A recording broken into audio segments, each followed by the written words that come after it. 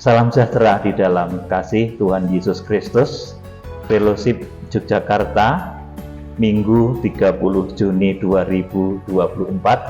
Saya akan menyampaikan firman Tuhan yang saya beri tema Antikris itu perusak bait suci rohani yang duduk di bait suci jasmani. Saudara yang dikasihi Tuhan Yesus Kristus, sesuai dengan Matius pasal yang ke-24 ayat yang ke-15, nanti pembinasa keji itu akan duduk di bait suci. Dan sesuai dengan Wahyu pasal yang ke-13 bahwa pembinasa keji itu nanti diizinkan untuk mengalahkan, untuk membunuh orang-orang kudus. Itu tertulis di dalam kitab Wahyu pasal yang ke-13. Saudara yang dikasihi Tuhan Yesus Kristus, sejenak saya akan menerangkan satu hikmat kepada saudara tentang kebangkitan, ya saudaraku, tentang kebangkitan. Kebangkitan ini ada dua yang harus kita perhatikan, yaitu kebangkitan manusia di dalam tubuh kemuliaan, kemudian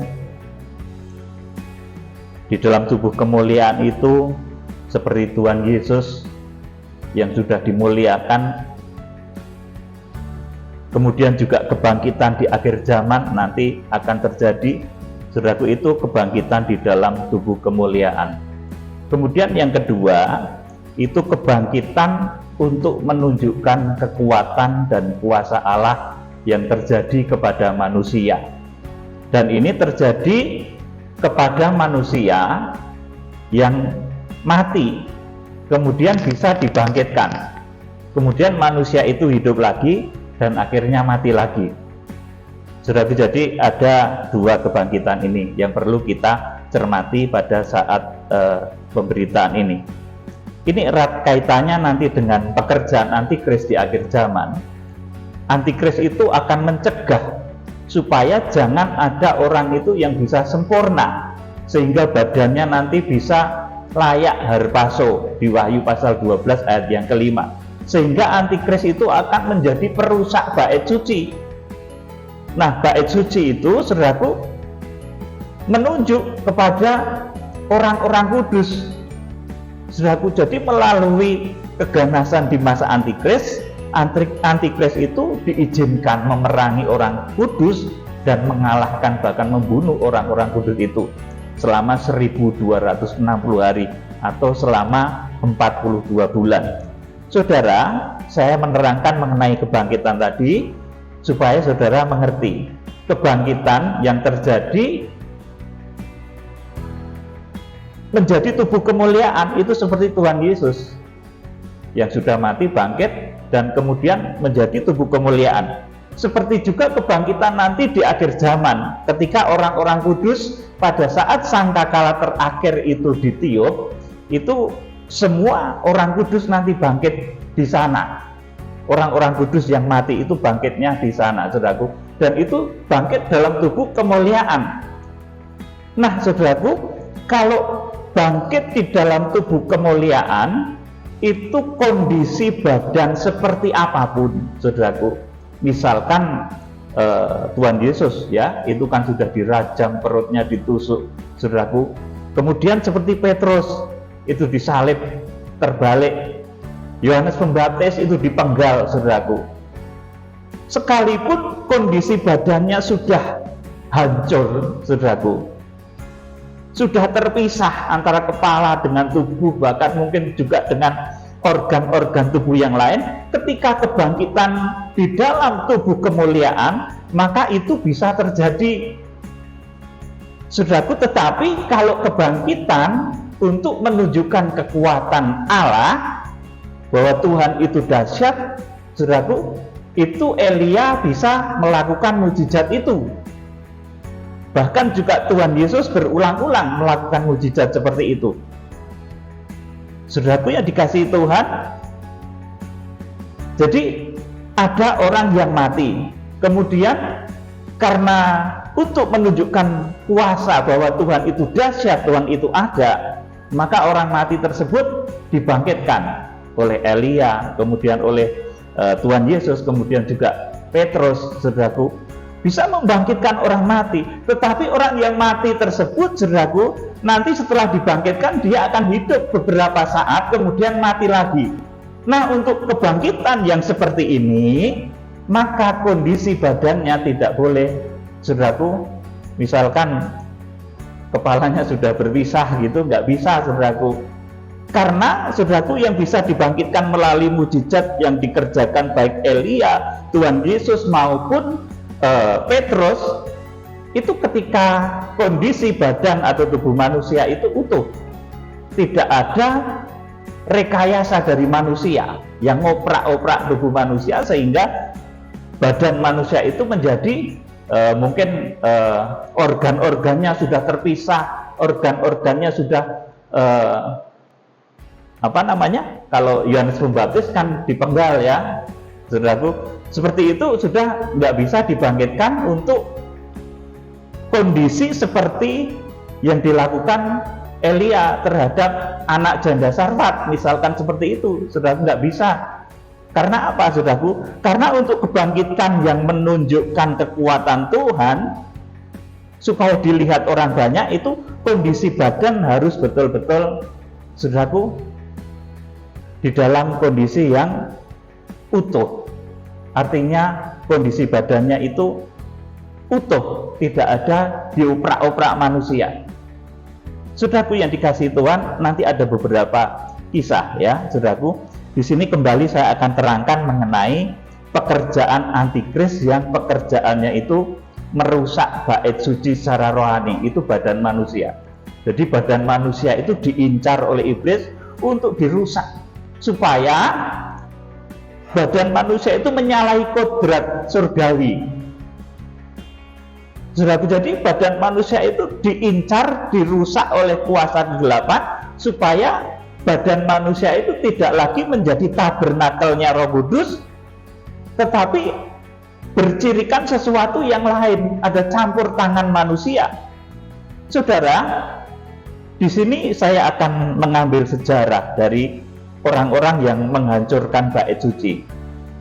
Kalau dahulu, pertama, bait suci Salomo yang dibangun 10 abad ke-10 sebelum Masehi, itu dihancurkan oleh bangsa Babel. Jadi bait suci Salomo itu yang menghancurkan bangsa Babel di bawah kepemimpinan Nebukadnezar pada tahun 586 sebelum Masehi. Jadi ini yang merusak bait Allah Salomo. Itu bangsa Babel di bawah kepemimpinan Nebukadnezar.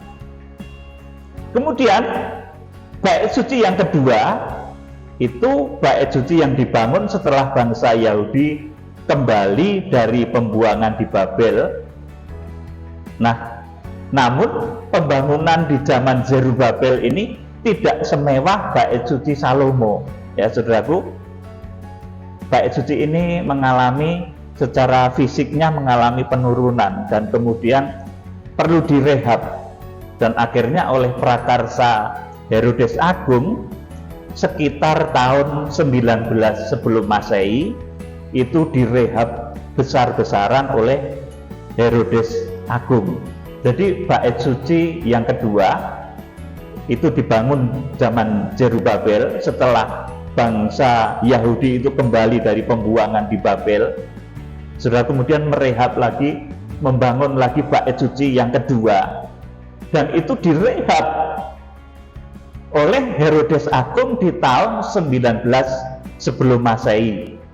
Dan kemudian bait suci yang kedua ini yang menghancurkan adalah pasukan Roma di bawah kepemimpinan Kaisar Titus pada tahun 70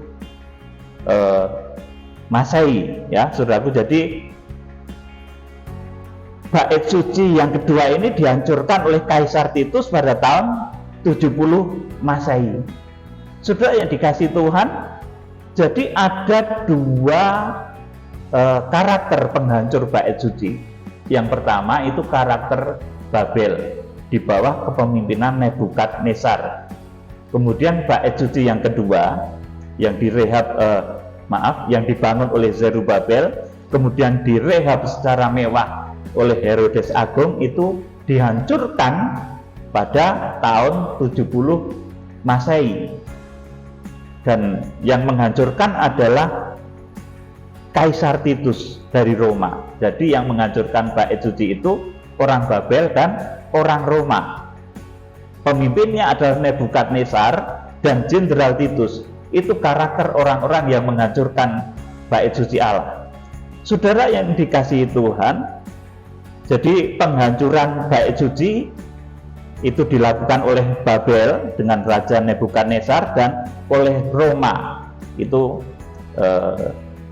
Kaisar Titus. Saudara, ini jaraknya bait suci dengan Roma itu jauh ya saudaraku, ada kalau sekitar 2000 km begitu, jadi agak jauh.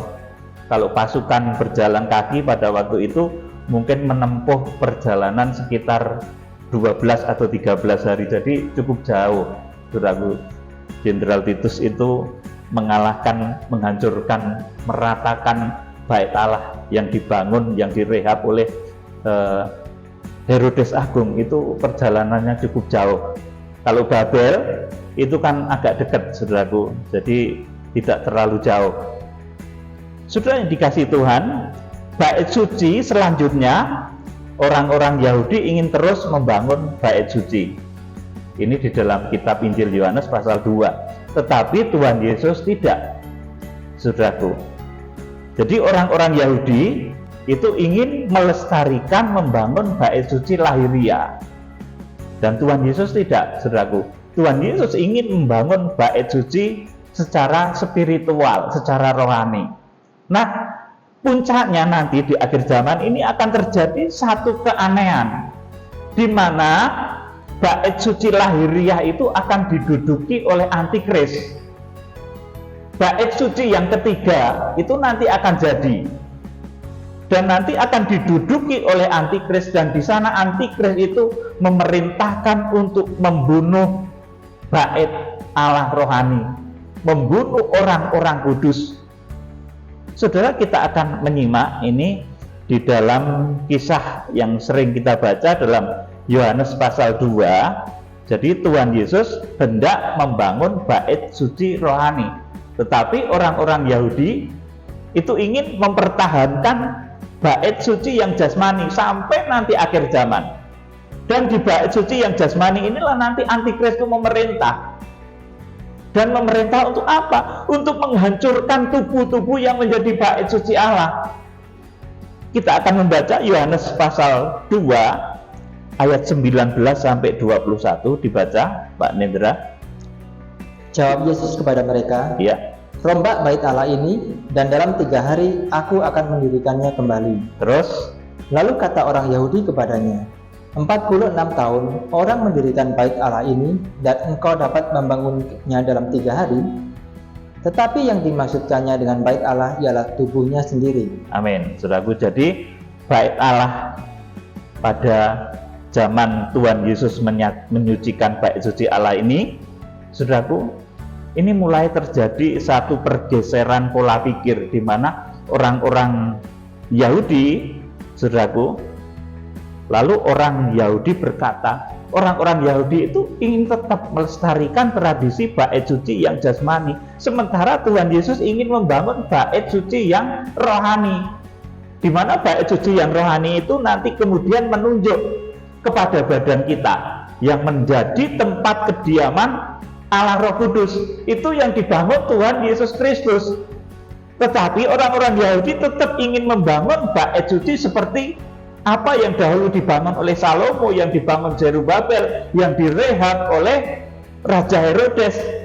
Ini perbedaan pola pikir yang sangat mendasar antara orang-orang Yahudi dan orang-orang yang bersetuju dengannya, dan Tuhan Yesus dengan para pengikutnya. Jadi Tuhan Yesus ingin membangun bait Allah rohani, dan nanti di akhir zaman, saudaraku, yang duduk di bait Allah secara jasmani antikris itu akan menyuruh pembunuhan terhadap orang-orang yang menjadi bait suci, yang menjadi bait Allah Roh Kudus.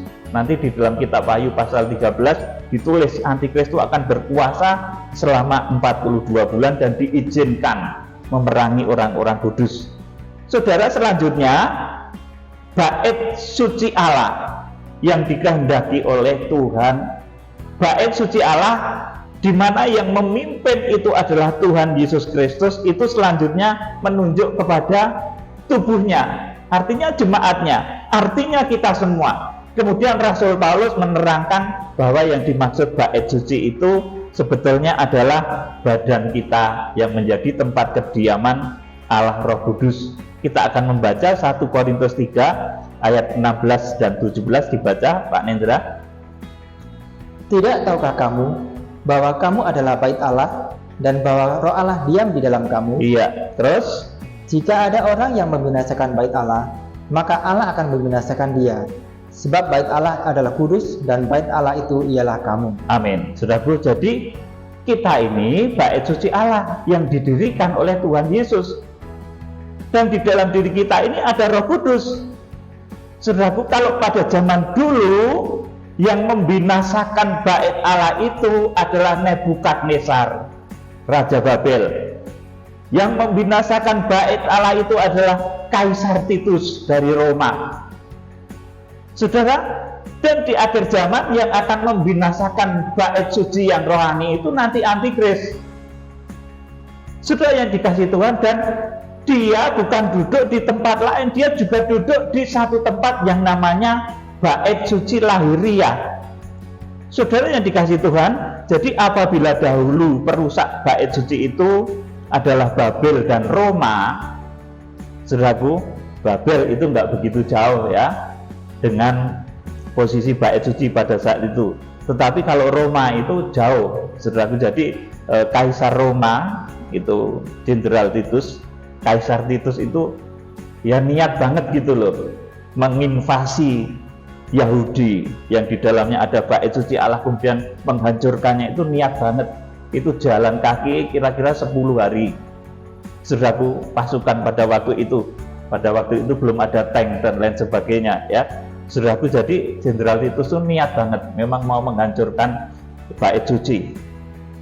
Jadi kalau dahulu itu perusak bait suci adalah Babel dan Roma, maka perusak bait suci yang adalah tubuhnya Tuhan Yesus itu selanjutnya adalah dosa dan penyakit. Saudara, perhatikan ini baik-baik. Jadi yang menghambat badan saudara itu nanti hidup sampai Tuhan Yesus Kristus datang, sehingga saudara tidak bisa mengalami penyempurnaan dari tahap ke tahap.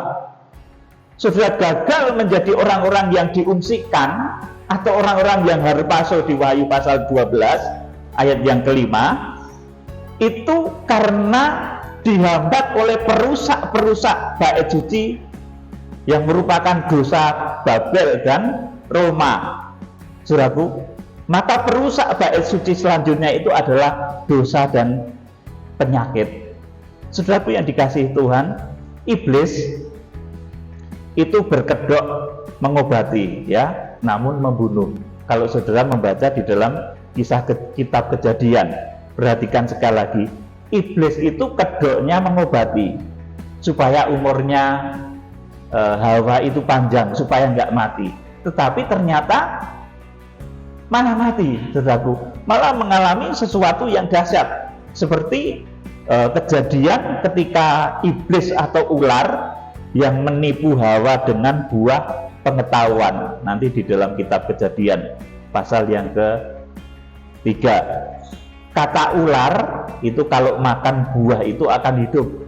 Sedangkan kata Tuhan itu kalau memakan buah itu akan mati. Saudaraku, jadi iblis itu, saudaraku, berkedok mengobati, berkedok menjanjikan umur panjang, tetapi justru membunuh. Saudara, ini muslihat iblis di akhir zaman. Perhatikan ini kisah antara ular dan Hawa. Jadi ular itu menawarkan, saudaraku, umur panjang, menawarkan hidup yang kekal, tetapi saudaraku ternyata menipu. Malah setelah Hawa itu memakan buah pengetahuan, dia akhirnya melakukan dosa dan mengalami kematian rohani. Jadi iblis itu berkedok mengobati, namun malah membunuh. Itulah karakter dosa. Jadi dosa itu sepintas enak, kayak mau mengobati, tetapi ternyata itu membunuh.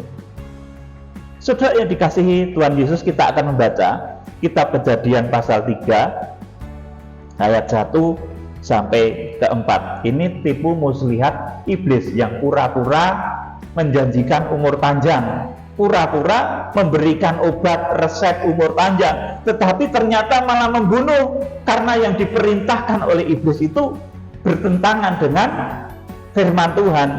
Kitab Kejadian pasal 1 sampai 4. Pasal 3 ayat 1 sampai 4.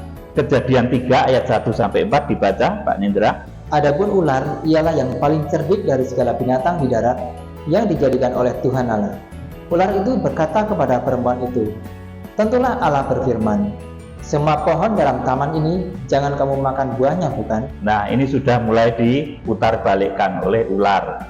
Jadi firman itu dipakai tetapi diputarbalikkan. Kemudian ayat yang kedua, lalu saut perempuan itu kepada ular itu, "Buah pohon-pohonan dalam taman ini boleh kami makan." Iya, kata ular itu saudaraku beda dengan apa yang difirmankan Tuhan.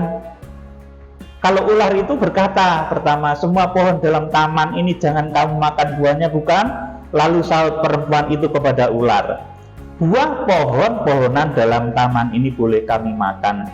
Kata Tuhan itu seperti itu. Tetapi tentang buah pohon yang ada di tengah-tengah taman, Allah berfirman, "Jangan kamu makan ataupun rabah buah itu, nanti kamu mati."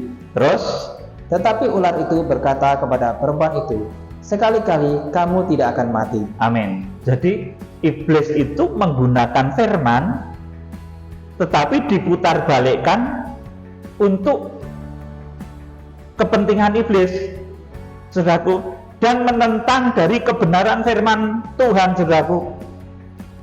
Tuhan itu berkata tentang buah pohon yang ada di tengah-tengah taman. Allah berfirman, jangan kamu makan ataupun raba buah itu, nanti kamu mati. Ini Tuhan loh yang berfirman, saudaraku. Tetapi ular itu berkata kepada perempuan itu, sekali-kali kamu tidak akan mati. Jadi saudaraku, ini iblis itu pura-pura menjanjikan kekekalan, pura-pura menjanjikan umur panjang, tetapi ternyata segala sesuatu itu adalah muslihatnya iblis yang bertentangan dengan apa yang dititahkan oleh Tuhan, bahwa ketika kamu makan buah itu nanti kamu mati. Saudara, ini saya prihatin ya, di dunia ini banyak prosedur yang mengatakan untuk kesehatan dan lain sebagainya, dan supaya tetap hidup panjang umur itu harus dilakukan tindakan begini-begini, saudaraku. Dan ternyata setelah dilakukan tindakan-tindakan itu malah umur manusia jadi pendek. Dan ternyata setelah dilakukan tindakan itu malah merusak bait suci. Bait suci, saudaraku, yang dicipta oleh Tuhan, badan kita yang dicipta oleh Tuhan ini dirusak tatanannya oleh yang dinamakan ilmu pengetahuan. Akhirnya justru organ-organ tubuh itu jadi rusak, saudaraku. Jadi sekali lagi, ini saya prihatin, banyak prosedur yang mengatakan untuk kesehatan dan supaya tetap hidup harus dilakukan tindakan begini, begini, dan begini. Dan ternyata setelah dilakukan tindakan itu malah mati. Itu seperti halnya ketika Hawa ditipu oleh ular, saudaraku, atas nama ilmu pengetahuan itu, saudaraku. Dan ternyata tindakan itu merusak bait Allah, saudaraku. Tubuh kita yang menjadi bait Allah ini dirusak oleh iblis, merusak keaslian dan tatanan bait Allah. Jadi saya berharap kepada saudara, di dalam kegerakan kitab Wahyu, jaga tubuh saudara kalau bisa ya supaya utuh saja seperti apa yang diciptakan oleh Tuhan, supaya kalaupun saudara sakit, itu tubuh itu punya satu mekanisme pertahanan diri, ya. Mekanisme untuk perbaikan sel itu tubuh itu punya, saudaraku. Mekanisme untuk perbaikan jaringan-jaringan tubuh itu punya seperti itu. Ini firman Tuhan katakan seperti itu. Dulu juga Hawa itu ditawari seperti seolah-olah menjanjikan panjang umur. Kalau kamu memakan buah ini nanti kamu akan kekal, akan hidup selamanya. Tapi setelah dimakan, Hawa mati. Saudaraku, jadi memang banyak ya prosedur yang mengatasnamakan kesehatan.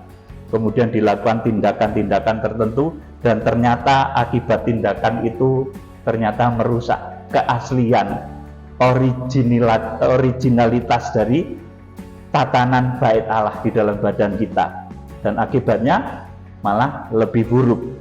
Saudaraku yang dikasih Tuhan, jadi sebenarnya tubuh itu mempunyai mekanisme untuk memperbaiki diri sendiri tanpa harus menjajah dan merusak tatanan dan jaringan tubuh, karena tubuh itu adalah bait suci. Jadi ini harus kita pahami dengan baik. Saudara jaga kesehatan sebaik-baiknya dengan tanpa merusak tatanan bait suci, karena tubuh saudara ini dicipta menurut gambar dan rupa Allah. Dalam kitab Kejadian disebut seperti itu. Saudara yang dikasihi Tuhan Yesus Kristus, nah ini erat kaitannya dengan yang saya sampaikan tadi. Sebab orang-orang yang bisa mengalami mujizat kebangkitan nabi-nabi terdahulu, ini bukan mujizat yang diubahkan dalam tubuh kebangkitan ya saudaraku, tetapi orang yang mati karena sakit penyakit, mati meninggal karena sakit penyakit, oleh mujizat masih bisa hidup. Namun setelah beberapa saat, beberapa tahun, dia meninggal lagi. Saudaraku, ini banyak kisah di Alkitab, seperti anak janda Sarfat. Kalau saudara baca di 1 Raja-Raja 17 ayat 17 sampai 22. Kemudian anak perempuan Sunem, ini 2 Raja-Raja 4 ayat 18 sampai 37. Kemudian saudara lihat lagi di Perjanjian Baru, ini oleh Tuhan Yesus, anak janda di Nain, Lukas pasal yang ke-7 ayat 11 12. Kemudian putri Yairus, itu Lukas 8 ayat 49 sampai 56. Kemudian Dorcas atau Tabita, ini dilakukan oleh Rasul Petrus, mujizat kebangkitan itu, Kisah Rasul pasal 9 ayat 36 sampai 42. Kemudian yang dilakukan oleh Rasul Paulus itu Eutikus, Kisah Rasul pasal 20 ayat 7 sampai 12. Saudaraku, mereka, saudaraku, yang dibangkitkan oleh baik oleh Elia, oleh Tuhan Yesus maupun oleh Petrus itu, saudaraku, mereka adalah orang-orang yang mati dan bisa dibangkitkan untuk hidup beberapa lama lagi, tetapi nanti harus mati lagi. Jadi anak janda Sarfat itu akhirnya juga mati, saudaraku. Anak perempuan Sunem itu akhirnya juga mati juga. Anak janda di Nain itu juga mati. Putri Yairus itu akhirnya juga mati. Dorcas itu akhirnya juga mati. Eutikus itu akhirnya juga mati lagi. Saudaraku, mereka adalah orang-orang yang mati dan bisa dibangkitkan untuk hidup beberapa lama lagi dan nanti harus mati lagi. Mereka adalah orang-orang yang badannya itu utuh. Saudaraku, perhatikan baik-baik. Mereka adalah orang-orang yang badannya utuh. Kalau Yohanes Pembaptis karena dipenggal kepalanya, ya tentunya meskipun para orang dahsyat, meskipun Tuhan Yesus itu bisa melakukan, tapi tidak dikerjakan oleh Tuhan. Petrus karena disalib terbalik, saudaraku, karena organ-organ tubuhnya sudah mengalami kerusakan, maka tidak bisa dibangkitkan seperti apa yang terjadi pada anak janda di Sarfat, anak perempuan Sunem. Tidak bisa, saudaraku, karena ini kasusnya berbeda. Dan mereka, saudaraku, orang-orang yang mati seperti Petrus, seperti Yohanes Pembaptis itu, nanti bangkitnya adalah bangkit di dalam tubuh kemuliaan. Nah, ini bisa. Orang yang meskipun kepalanya dipenggal, saudaraku, digergaji sampai terbelah tubuhnya, itu tetap bisa dibangkitkan pada saat hari kebangkitan di akhir zaman. Tetapi kalau kebangkitan yang sifatnya sementara, mati karena sakit kemudian bangkit, itu saudaraku, orang yang organ tubuhnya sudah nggak utuh itu nggak bisa.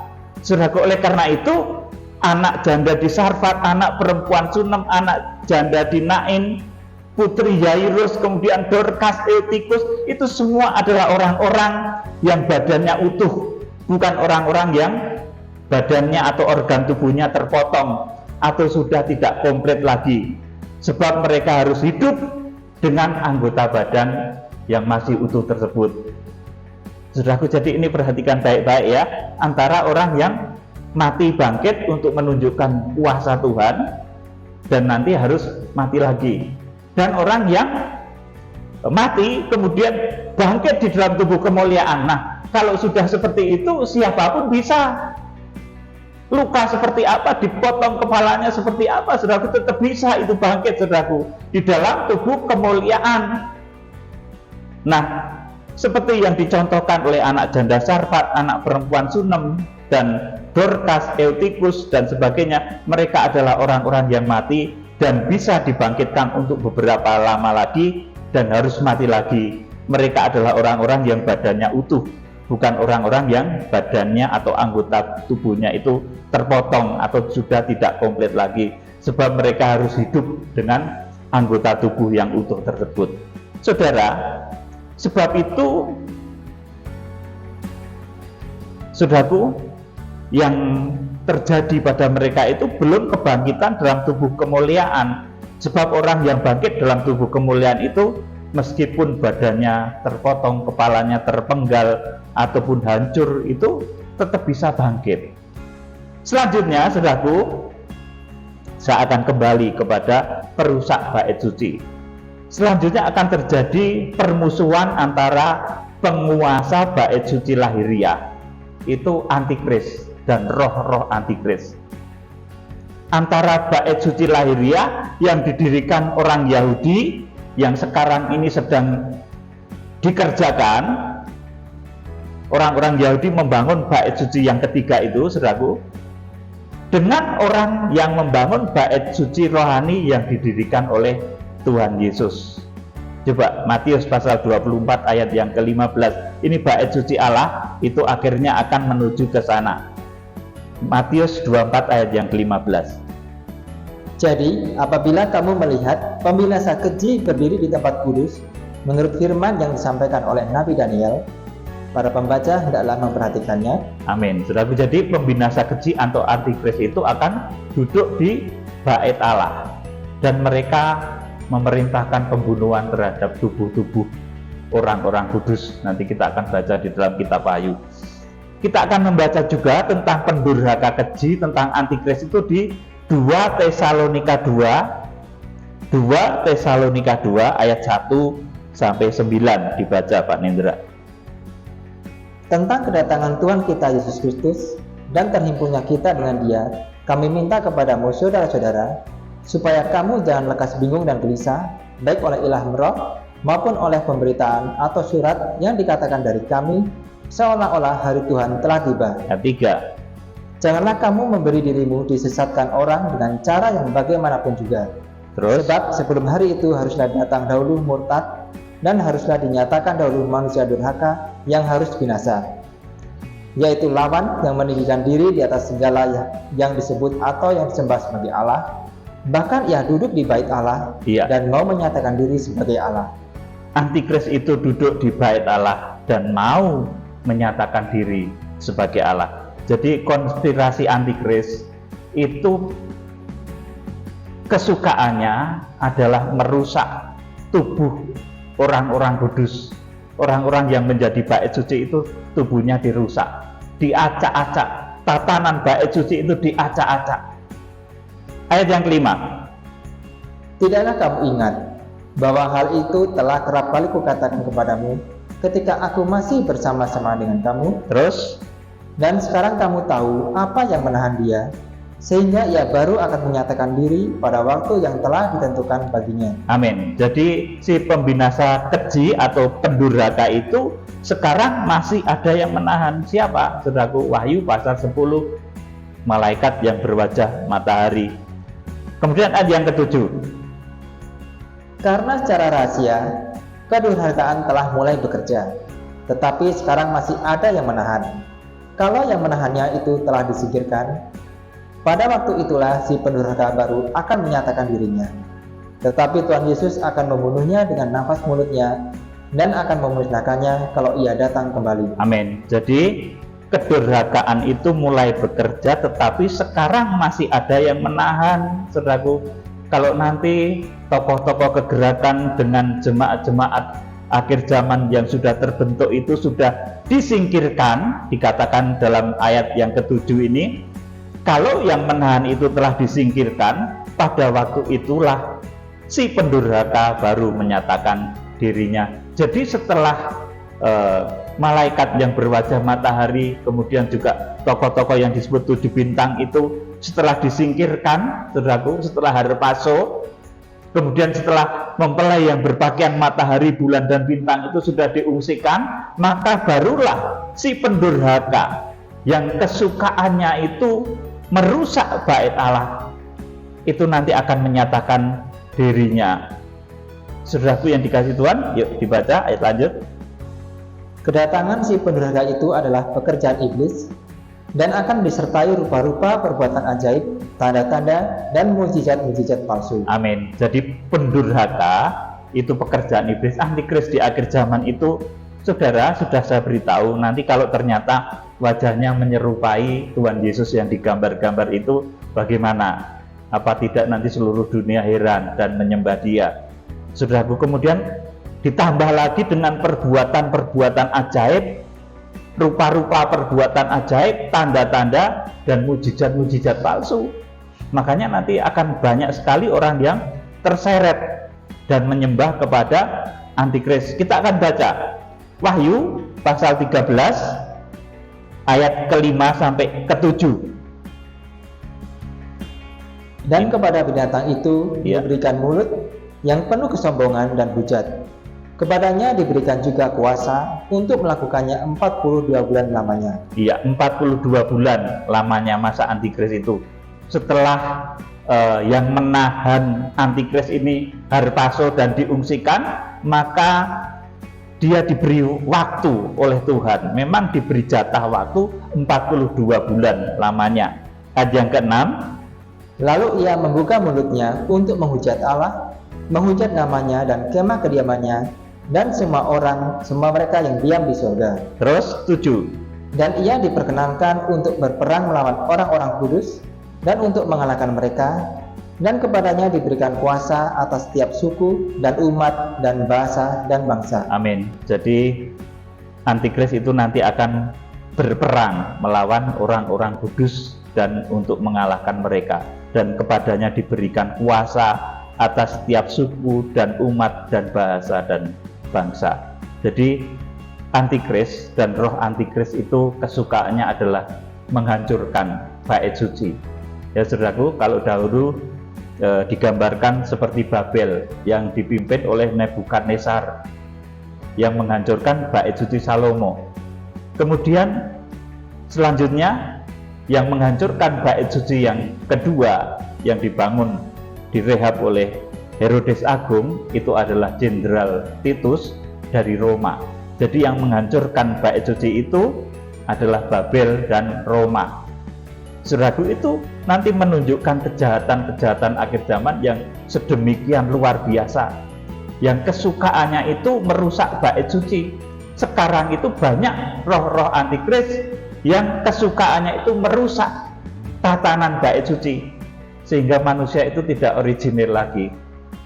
Saudaraku, ini sesuatu yang Tuhan kurang berkenan. Jadi saudaraku, berbagai macam kejahatan yang diprakarsai oleh antikris untuk melawan orang-orang kudus ini merupakan perintah dari penguasa bait suci yang ketiga, yaitu antikris nanti yang duduk di sana, sesuai dengan Matius 24 ayat yang ke-15, untuk menghancurkan bait suci sejati, seperti yang dimaksud Tuhan Yesus dalam Yohanes pasal 2 ayat 19 sampai 21. Jadi saudara harap waspada, mulai saat ini sudah banyak. Kalau sang antikris besarnya belum ada, tapi roh-roh antikris yang kesukaannya itu merusak badan saudara itu sudah ada, merusak tatanan badan saudara. Saudaraku, kita jaga tubuh kita ini menjadi bait sucinya yang dahsyat dan ajaib, yang senantiasa mengalami pembaharuan sel-sel oleh karena kasih Tuhan, karena kasih Roh Kudus. Saudaraku, jangan izinkan bait Allah yang adalah tubuh kita ini dijajah, dirusak oleh roh-roh antikris di akhir zaman yang berkedok supaya panjang umur, berkedok supaya supaya sehat dan lain sebagainya, tetapi ternyata membunuh. Saudaraku, seperti yang dilakukan ular kepada Hawa. Kata ular itu, kamu tuh nggak akan mati kalau kamu makan buah pengetahuan ini. Padahal kata Tuhan, kalau kamu makan buah itu kamu akan mati. Saudaraku yang dikasihi Tuhan, kiranya saudara menangkap dari apa yang saya sampaikan saat ini pelajaran yang dalam dan harus saudara tangkap dengan baik dan bijaksana, karena ada makna-makna tersirat di dalamnya yang saya harus ucapkan di dalam bahasa-bahasa perumpamaan. Kiranya Tuhan Yesus Kristus memberkati saudara.